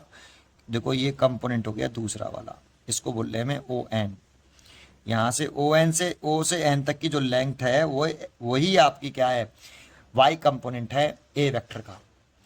अब इसी एंगल से काम चलाना है हमें, इसी थीटा से चलाना है, कोई नया एंगल नहीं बनाना वाई एक्सिस से, ठीक है, इसी से काम चलाना है। तो जरा देख के बताइए, अगर मैं इसी ट्राइंगल में, इसी वाले ट्राइंगल में ओ एन निकालना चाहूँ, तो ये ओ एन क्या इसके इक्वल है, इसकी ओ एन की लंबाई क्या एम पी के इक्वल है, क्या देख के बताइए, क्या ओ एन वेक्टर और O M vector, sorry O M नहीं, पी एम वेक्टर इक्वल है, तो इक्वल है। देखो ओ एन वेक्टर की लेंथ और एम पी वेक्टर की लेंथ सेम है, और इधर ही मैंने एरो एड इधर क्यों बनाया ओ एन, और इसमें भी एरो एड इधर बनाया, तो ये इक्वल वेक्टर हो गए। ये मैग्नीट्यूड में भी सेम है और डायरेक्शन में भी सेम है, तो ये इक्वल वेक्टर बोल सकते हो आप इनको। और मैग्नीट्यूड में सेम है, इसीलिए O N is equal to आप एम पी लिख सकते हो। तो इसी राइट एंगल ट्राइंगल में अगर मैं एम पी निकालना चाहूँ, निकालना तो मेरे को ओ एन है, क्योंकि ओ एन का नेम क्या है, तो ओ एन का नेम है यहाँ पे, हम इसे लेट कर लेते हैं ए वाई, ए वेक्टर तो ए वाई, वाई एक्सेस से इसीलिए ए वाई लेट किया, इसे कह रहे हैं हम Y component, Y component of A vector, या आप इसका नेम कह सकते हो component of A vector along Y axis, ऐसे। अब इसकी वैल्यू निकालना चाहते हैं इसी ट्राइंगल में, तो कैसे निकालेंगे, एंड, तो बेटा ओ एन निकालना है आपको, ये निकालना है ओ एन की वैल्यू कितनी, ऐसे यहाँ ये निकालना तो मैंने निकाल के दिखाया मैथमेटिकली। वैसे भी मैंने आपको बताया अगर जिसके साथ थीटा नहीं है, जिसके साथ थीटा नहीं है और ए वेक्टर कंपोनेंट कर रहा है तो वो ए साइन थीटा आता है, तो इसकी वैल्यू आनी तो ए साइन थीटा, लेकिन प्रूव करना हो तो कैसे करेंगे, तो इसी ट्राइंगल में अगर मैं लगा दूं साइन थीटा, तो sine theta is equal to क्या आएगा, परपेंडिकुलर बाई हाइपोटेनियस, तो परपेंडिकुलर हो गया एमपी और हाइपोटेनियस हो गया OP. So M P is equal to लिख सकता हूं मैं ओपी साइन थीटा, ये देखो, और ओपी की वैल्यू है देखो ए, क्योंकि ओपी ए वेक्टर की लेंथ है और किसी भी वेक्टर की लेंथ उस वेक्टर के मैग्नीट्यूड को रिप्रेजेंट करती है। सो यहां हम लिख सकते हैं एमपी की जगह पे, तो देखो हम लिख सकते हैं O N, M P is equal to O N, तो ओ एन लिख दीजिए, और इसकी जगह पे लिख सकते हैं ए साइन थीटा, और ये ओ एन वाई कंपोनेंट है और ए वेक्टर का, इसलिए इसे रिप्रेजेंट कर सकते हैं ए वाई से, लेकिन ए लिख के वाई नीचे है बेटा, सामने मत लिखना उसको, है ना, ए साइन थीटा, ऐसे ए साइन थीटा, तो देखो ये दूसरा ये वाई कंपोनेंट आ गया, ये हमने प्रूव किया, लेकिन ये हमने डायरेक्ट बताया। अगर थीटा है तो कॉस लिखिए, थीटा नहीं है इसी थीटा से एंगल बनाना है, इसी थीटा से काम चलाना है, तो इसके साथ कोई थीटा नहीं बना रहा है तो ये साइन आएगा। आया समझ में, आया कि नहीं बताइए, है ना। अब इसमें एक छोटा सा कंसेप्ट बताऊंगा, कॉन्सेंट्रेट किया आपने यहाँ तक। अब मेरे को एक क्वेश्चन बताइए आप, अगर मैं आपसे ये कहूँ, समझना अच्छी तरीके से, ये एक्स एक्सेस है, ये वाई एक्सेस है, ये ए वेक्टर है, ये ए वेक्टर है, तो इसका ये कंपोनेंट करूं मैं, ये वाला, ये ओ, ये लिखा था मैंने एम, इसके दो कंपोनेंट कर लिए सामने ने, O M is X component of A vector, O N is Y component of A vector. अगर ये थीटा है तो मैंने अभी निकाला ओ एम की वैल्यू मैंने निकाली, अगर ये थीटा है, ये वाला थीटा है, तो मैंने अभी ओ एम की वैल्यू निकाली, जिसके साथ थीटा होता है वो कॉस आता है, बिल्कुल ठीक, प्रूव भी करके दिखाया यहाँ पे मैंने, तो O M is equal to A cos theta आया, ठीक है। अब एक बात बताओ, अगर इस एंगल को मैं कहना चाहूं कि ये एंगल कितना होगा, तो सीधी सी बात है, ये एंगल 90 माइनस के थीटा होगा क्या, नहीं बताओ भाई, दोनों एंगलों इसका और इसका सम 90 डिग्री है, ये 90 माइनस की थीटा तो होगा, बिल्कुल ठीक। अगर मैं इसके बेसिस पर इस ओ एन को निकालना चाहूं तो ओ एन की वैल्यू कितनी आ गई, इसको मैं 90 माइनस की थीटा को थोड़ी देर के लिए बीटा मान लेता हूं एंगल, कि beta is equal to 90 minus के थीटा, ठीक है।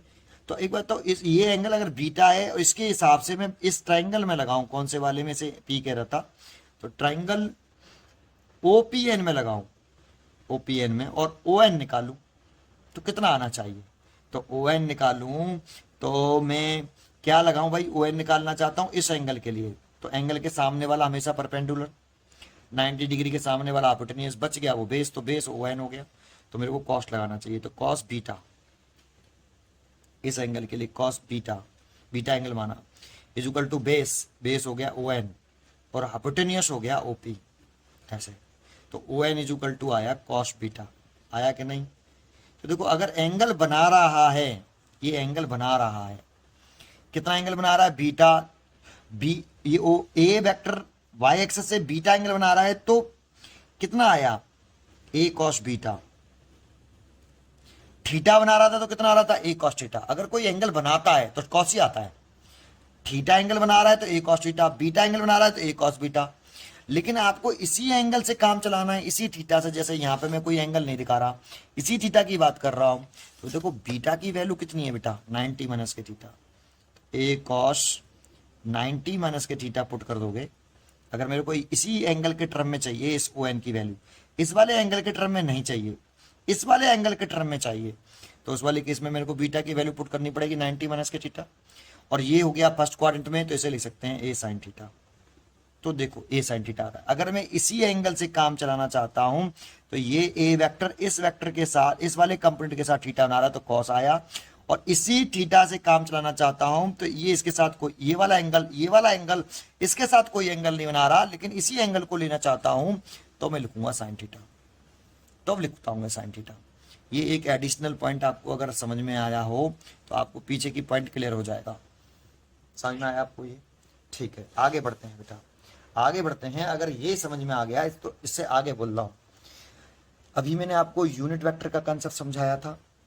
अगर आपको यूनिट वेक्टर का वो कंसेप्ट समझ में आया था तो बताओ एक्स एक्सिस की डायरेक्शन में यूनिट वेक्टर क्या होता है? आई कैप। अगर मैं ओ एम वेक्टर की वैल्यू चाहता हूं आपसे कि ओ एम वेक्टर कितना होगा, तो ओ एम वेक्टर मैं लिख सकता हूं कि भाई ये ए एक्स वेक्टर है। लेकिन अगर मैं ओ एम वेक्टर नहीं लिख रहा, इसकी लेंथ लिख रहा हूं, तो इसकी लेंथ ए एक्स है। अब मैं इसमें ओ एम वेक्टर की वैल्यू लिखना चाहता हूं यूनिट वेक्टर का फॉर्मूला लगा के। ये जो अभी मैंने आपको पीछे सिखाया यूनिट वेक्टर का फॉर्मूला किस तरह से अप्लाई करते हैं, तो अगर हम ओ एम वेक्टर निकाल रहे हैं तो ओ एम वेक्टर का मैग्नीट्यूड आ जाएगा, साथ में यूनिट वेक्टर आएगा, और ऐसा यूनिट वेक्टर आएगा इसकी डायरेक्शन और उस यूनिट वेक्टर की डायरेक्शन कैसी होगी? सेम। तो जरा चेक करके बताओ ओ एम वेक्टर की डायरेक्शन और आई कैप की डायरेक्शन कैसी है? सेम। तो मैं यहाँ आई कैप ही तो लिखूंगा, और ओ एम वेक्टर को लिख सकता हूं मैं A X vector, A X vector लिख सकता हूं, is equal to O M की जगह पे लिख सकता हूं, देखो ओ एम वेक्टर ही तो ए एक्स वेक्टर है। ओ एम वेक्टर अगर मैग्नीट्यूड लिख रहा हूं, इसकी लेंथ लिख रहा हूं, तो वो ए एक्स है, तो इसका लेंथ लिख रहे हैं तो वो ए एक्स और आई कैप।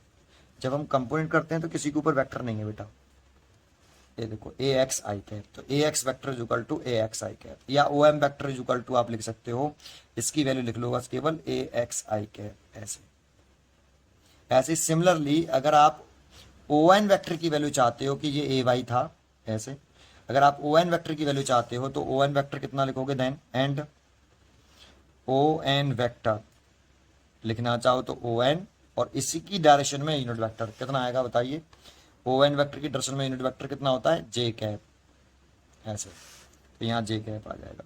और ओ एन की वैल्यू कितनी है? ओ एन की वैल्यू देखो, ओ एन की वैल्यू है आपकी ए वाई, आप ए वाई लिख सकते हो, सो ए वाई जे कैप। ऐसे इसकी जगह पे ए वाई वेक्टर लिख सकते हो, ऐसे है ना? ठीक है, ये वाली बात समझ में आई आपको?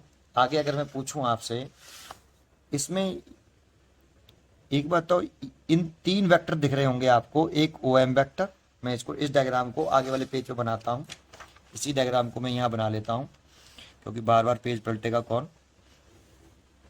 ये तो आपकी एक्स एक्सेस थी, ये आपकी वाई एक्सेस, और ये ओ पॉइंट था, और ये आपका ए वेक्टर है, ये रहा ए वेक्टर, ये पी पॉइंट है, यहाँ से ये परपेंडिकुलर ड्रॉ कर लिया, ये एम पॉइंट है, और यहाँ से परपेंडिकुलर ड्रॉ कर लिया, ये एन वेक्टर है।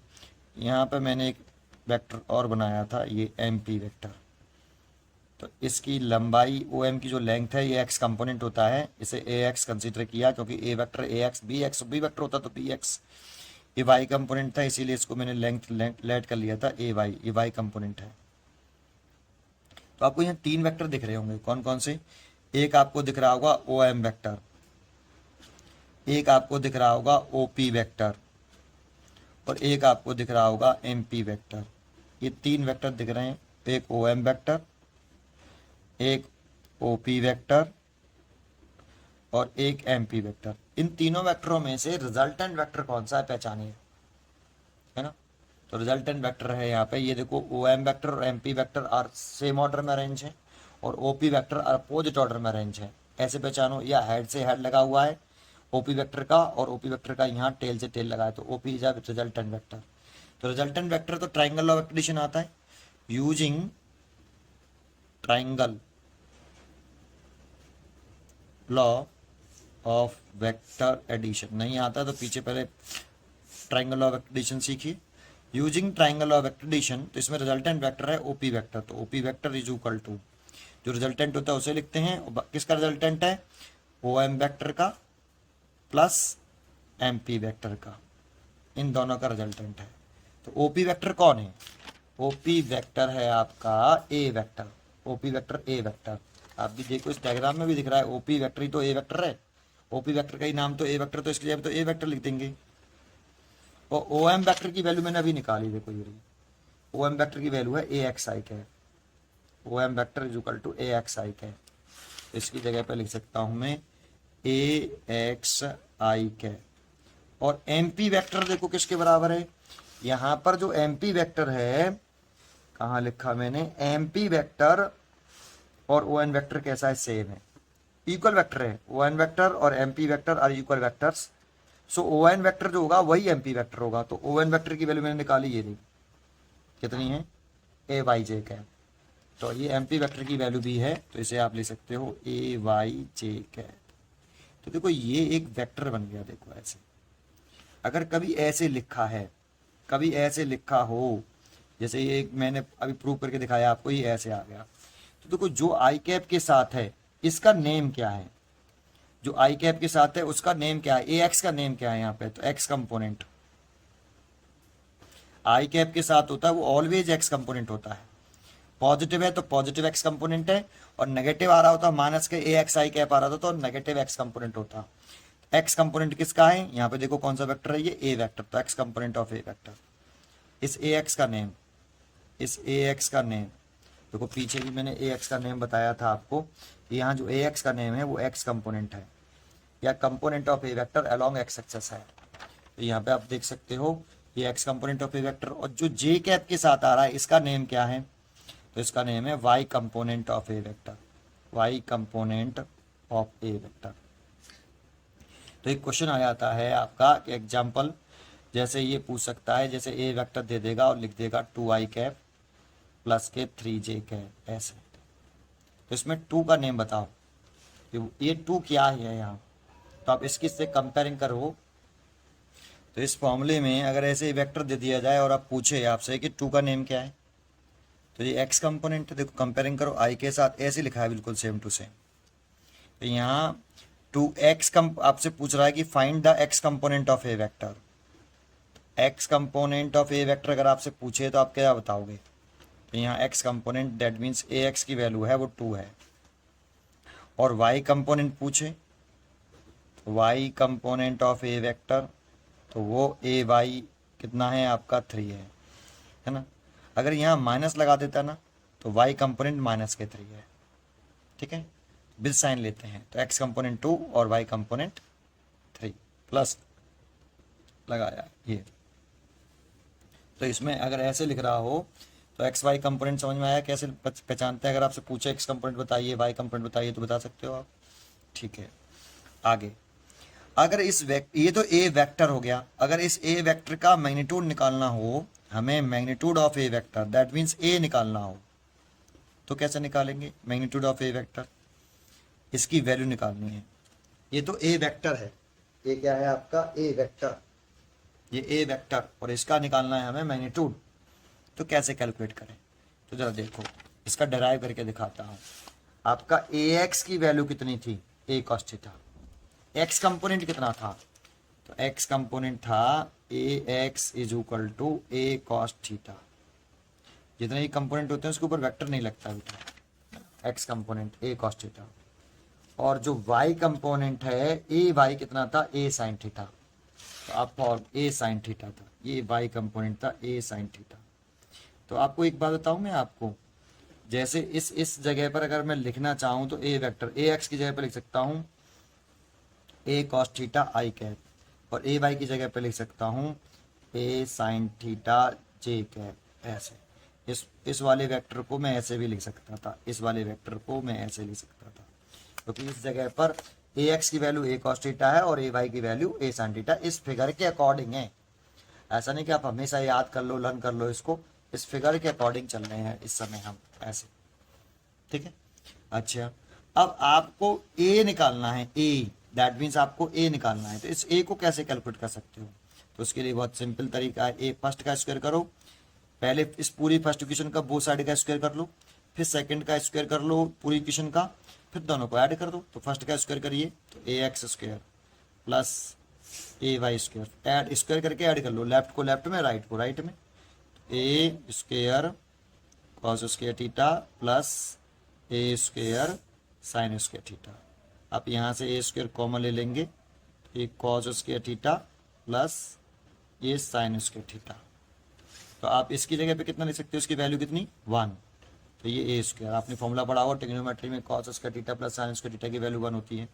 और ये आ गया ए एक्स का स्क्वायर प्लस ये ए वाई का स्क्वायर। सो ए की वैल्यू कितनी आ गई, ए की वैल्यू आ गई रूट के अंदर ए एक्स का स्क्वायर प्लस ए वाई का स्क्वायर। ये देखो ये क्या आ गया, ये आ गया इस वेक्टर का magnitude, magnitude of A vector, इसको लिखेंगे हम मैग्नीट्यूड ऑफ ए वेक्टर।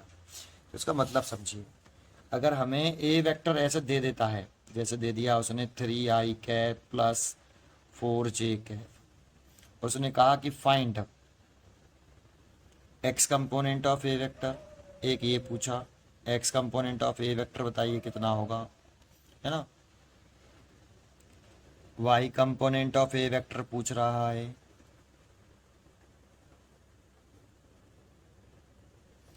एक ये पूछ रहा है, एक ये, और एक पूछ रहा है magnitude of A vector, magnitude of A vector, और एक पूछ रहा है unit vector of A vector, A vector का यूनिट वेक्टर पूछ रहा है। फोर्थ पूछ रहा है unit vector of A vector. ये चार चीजें पूछ रहा है आपसे। तो देखो ए वेक्टर का एक्स कंपोनेंट अगर इसकी कंपेयरिंग करें तो देखो आई के साथ जो होता है वो 3, ये एक्स कंपोनेंट है, ये वाई कंपोनेंट है। आपको फॉर्मूला पढ़ाओ, ए वेक्टर इज इक्वल टू, हम ऐसे लिखते हैं ए X I cap plus A Y J cap, ऐसे।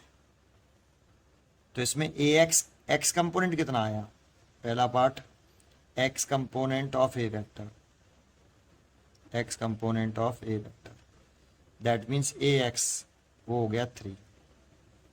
दूसरा question y component of A vector, तो जो j कैप के साथ होता है, j कैप के साथ हुआ, i cap along x axis होता है तो ये x कंपोनेंट हो गया, j cap y along y axis होता है, ये y कंपोनेंट हो गया। y component of A vector, A vector लिख रहा है इसीलिए ए वेक्टर, इसमें ए वाई, ये 4 हो गया। तीसरा मैग्नीट्यूड ऑफ ए वेक्टर पूछ रहा है, मैग्नीट्यूड ऑफ ए वेक्टर, तो magnitude of A vector that means A पूछ रहा है, तो ए की वैल्यू पूछता है तो रूल लगाते हैं। देखो अभी मैंने प्रूव किया, ये प्रूव किया, अगर ए वेक्टर इतना है A X I cap plus A Y J cap, तो ए कितना आएगा, ए वेक्टर है, ये इसका मैग्नीट्यूड है, तो रूल लगाना पड़ेगा। आई का जो एक्स कंपोनेंट है उसका होल स्क्वायर करते हैं, जे का जो वाई कंपोनेंट है ए वाई उसका होल स्क्वायर करते हैं, बीच में प्लस होता है, तो करें तो 3 का स्क्वायर प्लस 4 का स्क्वायर। अगर ये ऐसे होता A vector is equal to 3i cap minus 4j cap, तब भी इसका मैग्नीट्यूड कैसे निकालते, रूल लगाते, आई का कंपोनेंट 3 प्लस प्लस ही लगाते, प्लस ही लगाते, और जो वाई जे का वाई का कंपोनेंट कितना है माइनस के 4, तो माइनस 4 का होल स्क्वायर करते विद साइन करते, ये कितना आता, ये 3 का 9 आ गया, और माइनस 4 का प्लस के 16, तो रूट 25, तो ये 5, और इसका भी कितना आएगा 9 प्लस 16, तो रूट 25, तो ये 5, इसका मैग्नीट्यूड आ गया, इसका मैग्नीट्यूड हो गया। ठीक है, तो मैग्नीट्यूड कैसे निकालते हैं। अब हमें जो ए वेक्टर दे रखा है इसका यूनिट वेक्टर चाहिए, unit vector of A vector, तो फॉर्मूला लगाएं, यूनिट वेक्टर का फॉर्मूला लगाएं, तो ए वेक्टर लिखते हैं इज इक्वल टू ए, तो जरूरी नहीं ए कैप, कुछ भी लिख दो, पर इंपॉर्टेंट क्या होता है डायरेक्शन सेम होनी चाहिए, तो आप ए कैप ही लिख सकते हो, ए कैप, इसी की वैल्यू पूछ रहा है आपसे, तो A cap is equal to A vector divided by A, तो ए वेक्टर की वैल्यू कितनी है 3i cap plus 4j cap, और ए की वैल्यू कितनी है इस क्वेश्चन के लिए, तो इसकी ए की वैल्यू आ रही है 5, डिवाइड बाई 5, तो ये यूनिट वेक्टर हो गया ऑफ ए वेक्टर। तो कैसे करते हैं ये क्वेश्चन, समझ में आया। अच्छा, आगे पॉइंट इसमें पढ़ते हैं, आगे देखते हैं इसमें, तो ये थीटा एंगल था, ध्यान नहीं रहा बताना, ठीक है, ये था थीटा, इसमें बनाया था थीटा, एक्स एक्सिस से थीटा बना रहा था। अच्छा, अगर हमसे ये कहता है कि इसमें एक क्वेश्चन और पूछता है, इसी में एक क्वेश्चन पूछ रहा है, ये क्वेश्चन बहुत इंपॉर्टेंट है, इस पर ध्यान देना बेटा, ठीक है, इस पर ध्यान देना।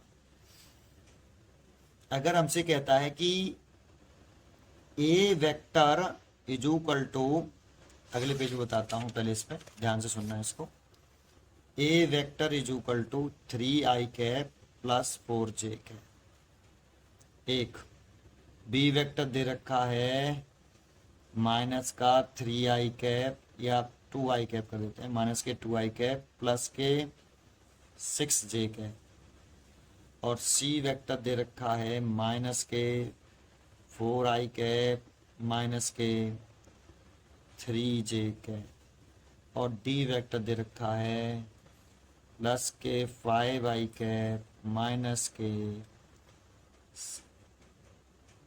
4j cap. ऐसे और कह रहा है इनका फिगर बनाइए, इन सबको फिगर में ड्रॉ करिए, इन सबका फिगर ड्रॉ करिए। तो फिगर कैसे ड्रॉ करेंगे, आप ऐसे बना लीजिए। ये x axis, positive X axis, इस दर्शन में यूनिट वेक्टर होता है प्लस का आई कैप, प्लस आई कैप। ये नेगेटिव एक्स एक्सिस, और इस दर्शन में यूनिट वेक्टर होता है माइनस आई कैप। और ये वाई एक्सिस, इस दर्शन में यूनिट वेक्टर होता है जे कैप, पॉजिटिव। और ये नेगेटिव वाई एक्सिस माइनस के जे कैप, नेगेटिव वाई एक्सिस। एक बात बताइए, जब ये ए वेक्टर था, ये ए वेक्टर, और देखो ये जो ए एक्स है वो कहाँ लिखा हुआ है, देखो यहाँ लिखा हुआ है अलोंग एक्स एक्सिस। आई कैप है तो अलोंग एक्स एक्सिस है, इसकी लेंथ है ए एक्स, ये लेंथ ही तो है ए एक्स, यहाँ से यहाँ तक की लेंथ है इस वाले वेक्टर की, ओ एम वेक्टर की।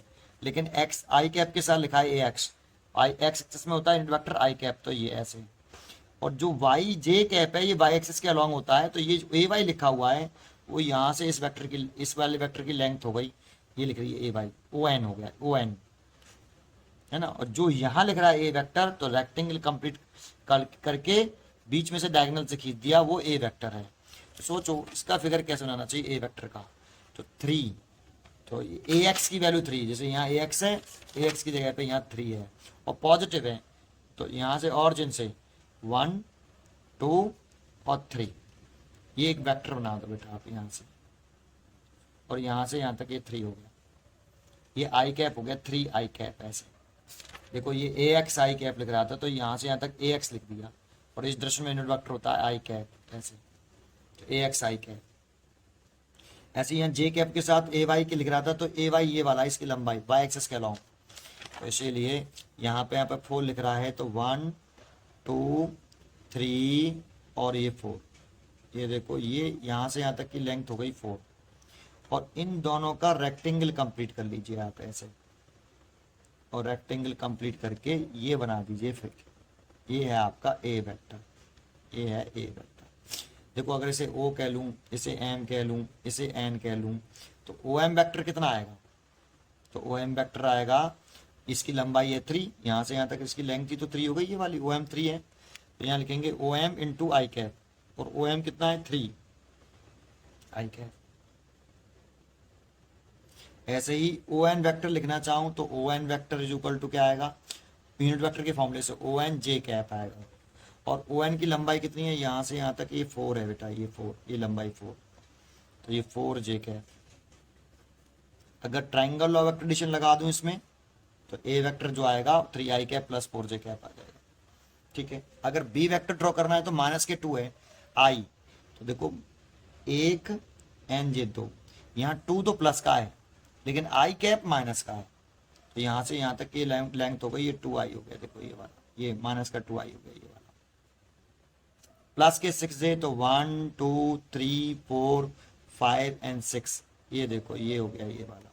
और इसको अगर मैं एक रेक्टेंगल बना लूँ ऐसे, ये रेक्टेंगल बना लिया मैंने ऐसे, तो ये वाला हो गया बी वेक्टर, ये वाला, ऑरिजिन इससे मिला दो, ये इसको बोलेंगे ये बी वेक्टर है। एज सी वेक्टर ड्रॉ करूँ तो माइनस के 4i, तो 1 2 3 एंड 4, ये माइनस के 4i हो गया, ये वाला एक, ये माइनस के 4i, माइनस के 3j, तो 1 2 एंड 3, ये माइनस के 3j हो गया, माइनस का j है, इसीलिए रेक्टेंगल कंप्लीट करूं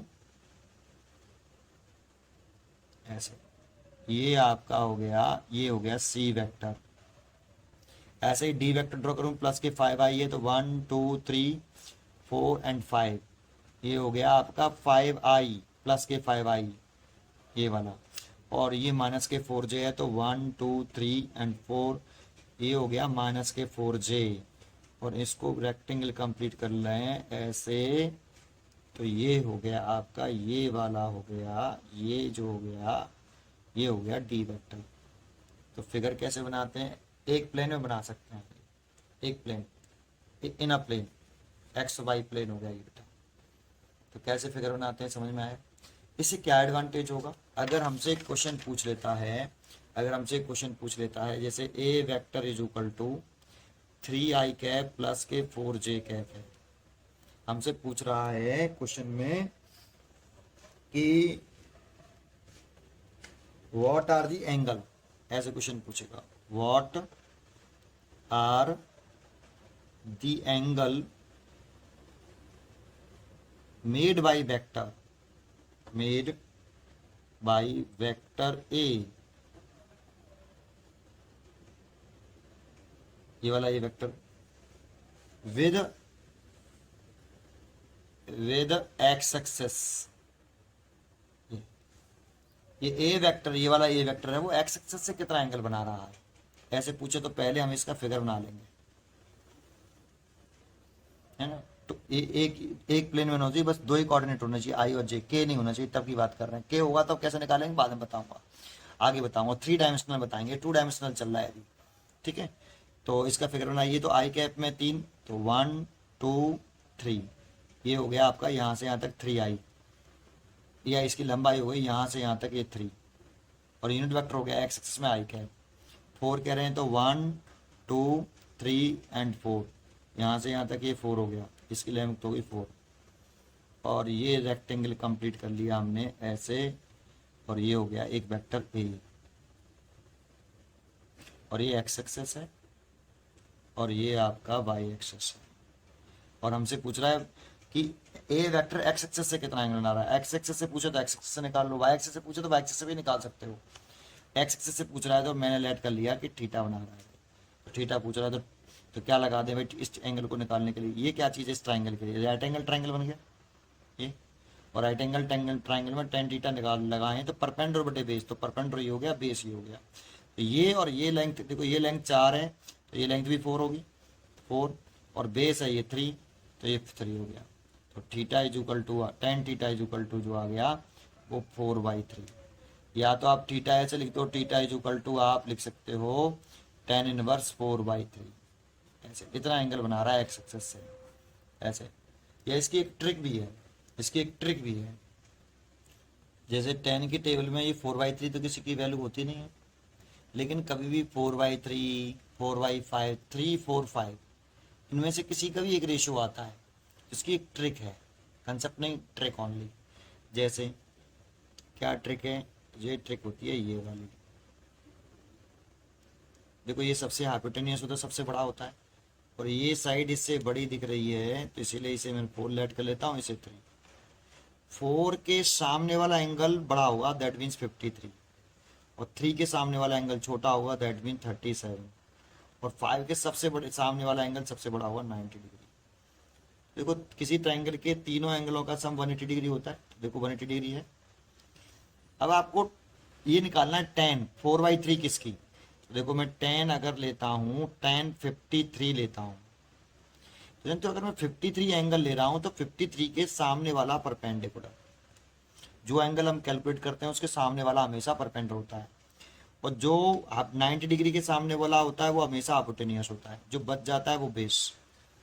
और मैं tan 53 निकाल रहा हूँ तो परपेंडिकुलर बटे बेस होता है, परपेंडिकुलर हो गया 4 और बेस हो गया 3, तो 4/3। तो ये tan 53 की डिग्री की वैल्यू आप तो ये लिख सकते हो, यहाँ पे 4/3 आ रहा है, तो ये tan 53 डिग्री की वैल्यू है, tan 53 डिग्री। सो tan से tan कट गया और theta is equal to 53 degree, ये लिख सकते हो। जैसे अगर आपको tan 37 की वैल्यू निकालनी होती तो इसी डायग्राम को मेरे द्वारा से बनाना पड़ेगा, ये 37 है, ये 3 है, ये 4 है, ये 5 है। अब मैं tan 37 निकाल रहा हूँ तो 37 के सामने वाला परपेंडिकुलर होगा, तो ये परपेंडिकुलर होगा, 90 डिग्री के सामने वाला हाइपोटेनियस होगा, और बच गया वो बेस होगा। तो अब tan 37 निकालूँ तो परपेंडिकुलर कितना है 3 और बेस कितना है 4। ऐसे ही आप sin 53 डिग्री की वैल्यू निकालो, तो इस एंगल को निकालना तो सामने वाला परपेंडिकुलर होगा, तो इसके 53 डिग्री के सामने वाला परपेंडिकुलर 90 डिग्री वाले सामने हाइपोटेनियस, तो परपेंडिकुलर बटे हाइपोटेनियस होता है, परपेंडिकुलर 4 है और हाइपोटेनियस 5 है। तो आप किसी की वैल्यू निकाल सकते हो, sine cos tan cosec tan, इनमें से ही निकाल सकते हो। टैन की निकालनी थी, 53 डिग्री आ रहा है 4/3। वाई एक्सेस से भी एंगल कैलकुलेट कर सकते थे आप, वाई एक्सेस से भी कैलकुलेट कर सकते थे। ये गायब हो गया होगा, समझ में आ जाएगा, ठीक है, कोई बात नहीं है ना, वो ध्यान ही नहीं रहा उसमें। ठीक है बेटा, ये समझ में आया आपको? ठीक है, ये कैलकुलेट समझ में आ गया होगा आपको। ओके, आगे जरा सुनते हैं। तो आपको किसी वेक्टर का कंपोनेंट निकालना हो तो इस टॉपिक के ऊपर एक क्वेश्चन लिखा मैंने। एक मास है 2 kg, तो ये एम दे रखा है, मास ऑफ 2 kg, ये 2 kg mg on a plane making an angle 30 degree to the horizontal. तो एक प्लेन है जो हॉरिजॉन्टल से 30 डिग्री बना रहा है, उस पर लाई कर रहा है आपका ये 2 kg मास। देखो ये तो हॉरिजॉन्टल हो गया, इसको तो हमने कह दिया ये हॉरिजॉन्टल है,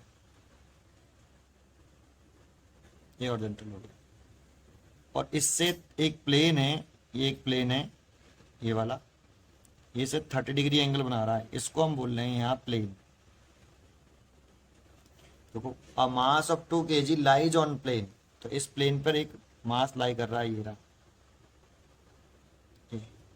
इसका मास है m 2 kg making an angle 30 degree. ये जो प्लेन है वो 30 डिग्री बना रहा है, ये जो प्लेन है ये वाला प्लेन सरफेस हो गया ये से इस वाले हॉरिजॉन्टल से 30 डिग्री बना रहा है। रिजॉल्व इट्स वेट, तो मास को वेट नहीं करना, मास तो एक स्केलर क्वांटिटी है, वेट को रिजॉल्व करना है। वेट रिजॉल्व मतलब कंपोनेंट करना है, weight, weight is a vector quantity. तो वेट ऑफ बॉडी क्या होती है, वेट ऑफ बॉडी, अगर हम वेट की बात करें तो वेट जो होता है वो होता है W से रिप्रेजेंट करते हैं वेट को, और ये होता है m इंटू जी। और ये एक वेक्टर क्वांटिटी है, mass into acceleration due to gravity. Force का फॉर्मूला क्या होता है, मास इनटू एक्सीलरेशन। वेट का फॉर्मूला होता है mass into acceleration due to gravity. तो इज अ वेक्टर क्वांटिटी, और इसकी डायरेक्शन हमेशा वर्टिकली डाउनवर्ड दिखाते हैं, है ना। तो इस वेट के कंपोनेंट करने हैं हमें along and perpendicular to the plane, इस प्लेन के अलोंग करने हैं और इस प्लेन के परपेंडिकुलर करने हैं। तो पहले वेट की डायरेक्शन शो करिए, तो वेट की डायरेक्शन दिखाना चाहें तो वो हमेशा वर्टिकली डाउनवर्ड आती है, दैट मीन्स ऐसे। ये देखो ये वेट हो गया W, या mg लिख सकते हो, W is equal to mg। इसी के कंपोनेंट करने हैं, तो कंपोनेंट कहाँ से करते हैं आप, रेक्टेंगुलर कंपोनेंट करिए, इसके कंपोनेंट कहाँ से करते हैं, टेल से करते हैं। तो कंपोनेंट हम यहाँ से करेंगे, टेल से, यहाँ से। जो कंपोनेंट होने चाहिए वो आपस में कैसे होने चाहिए, परपेंडिकुलर।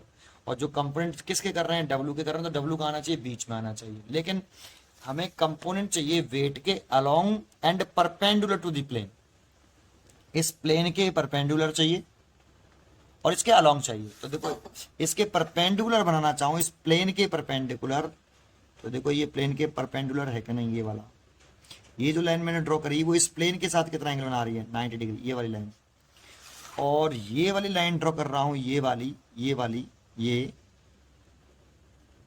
कर दी मैंने, ये कितना एंगल, ये कितना एंगल बना रही है, ये अलोंग है, इस प्लेन के अलोंग हो गई ये वाली, और ये प्लेन के परपेंडिकुलर हो गई ये वाली, ये प्लेन के परपेंडिकुलर हो गई। तो देखो ये एक कंपोनेंट ये हो गया, ये कंपोनेंट ये हो गया। कहां से खींचे मैंने, ये कहां से खींचे मैंने, W के टेल से खींचे।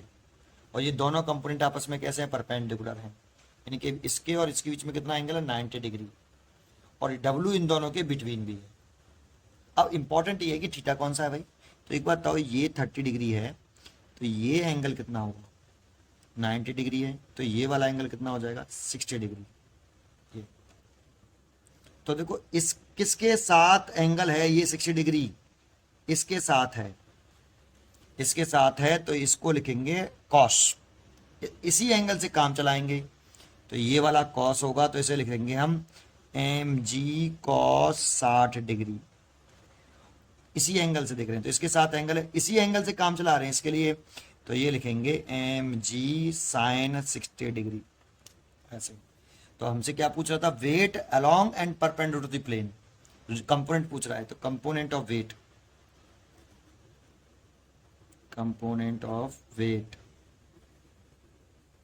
along to the plane, तो द प्लेन के अलोंग कौन सा वाला कंपोनेंट है, एम जी cos theta, m g sine 60, तो एम जी कॉस 60, एम जी कॉस 60 डिग्री, और एम की वैल्यू है 2 और जी की वैल्यू क्वेश्चन में कह रहा है 10, तो 10 लिख लीजिए। और कॉस 60 की वैल्यू होती है 1/2, तो ये हो गया आपका 2 से 2 कट गया 10, और इसकी यूनिट होती है न्यूटन, न्यूटन वेट की यूनिट न्यूटन। और अगर आपसे हमसे पूछ रहा है दूसरा, कंपोनेंट ऑफ वेट परपेंडिकुलर पूछ रहा है, perpendicular to the plane, perpendicular to the plane, तो component of perpendicular to the plane, बताओ कौन सा कंपोनेंट है बेटा जो प्लेन के परपेंडिकुलर है यहाँ पर, तो वो ये वाला है, इस प्लेन के परपेंडिकुलर है, एम जी साइन 60। एम की वैल्यू दे रखी है 2 kg, एम की वैल्यू 2 kg दे रखी है क्वेश्चन में, तो ये लिखेंगे हम 2 kg, और जी की वैल्यू 10 और साइन 60 की वैल्यू होती है √3/2, तो 2 से 2 कट गया, तो ये 10 √3 न्यूटन। बहुत से बच्चे समझते हैं कि मैंने गलत कर दिया है, क्यों समझते हैं जरा समझते हैं।